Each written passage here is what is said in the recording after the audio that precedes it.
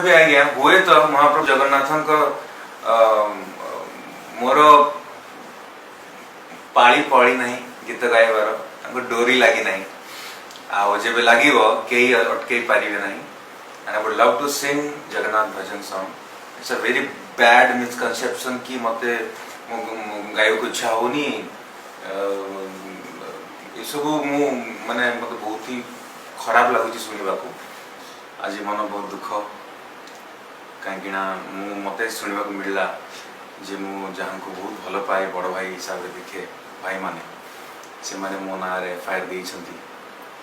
जदि मोर सतरे किसी लिटिगेशन अच्छी से बेले भूल थी एफआईआर दिंतु मु मानिबी ये मुझे किसी करी ना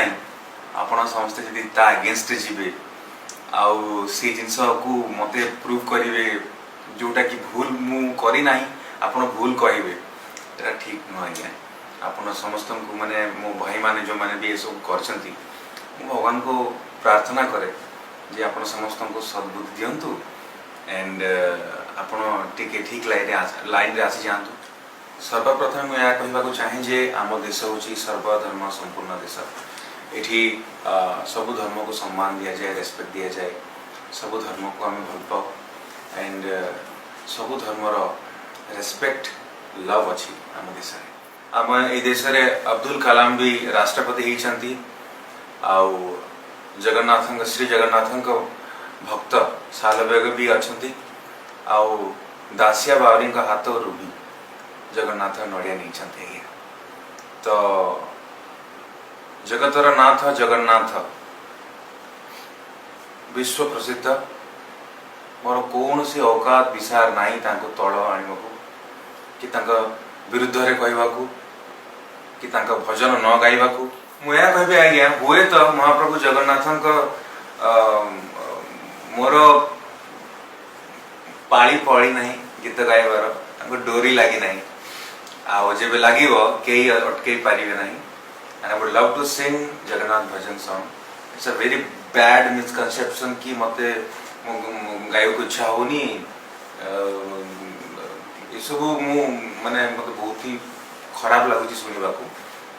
मुझे आउ थे कहबी जो मो ठीक समय आसी ना मोर भाग्य रे पड़ी नहीं से गीतटा जो दिन पड़ो सारा ओडिशा झुमिब यहाँ हूँ आम ओडिशा आम ओडिया खांटी ओडिया आउ महाप्रभु जगन्नाथ को आम केते भल पाओ आम निजे जानीचु मत भारी दुख भी लगुच आप समस्त को कैफत देवाई कौन कह सो मोर विनम्र अनुरोध आज्ञा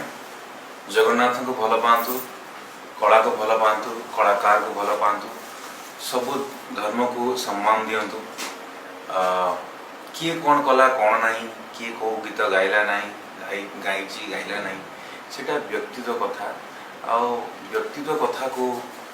आणिकी जगन्नाथ सहित तुलना करते ना आज्ञा এটা बहुत ही बाजे कथा प्लीज एमती करते ना।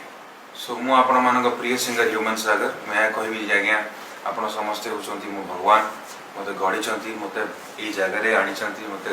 बड़ मनीष कर ना आपण धार्मिक भावना को केबे आघात करी ये माटीर संस्कृति को ना केबे बदनाम करी ना क्या करने को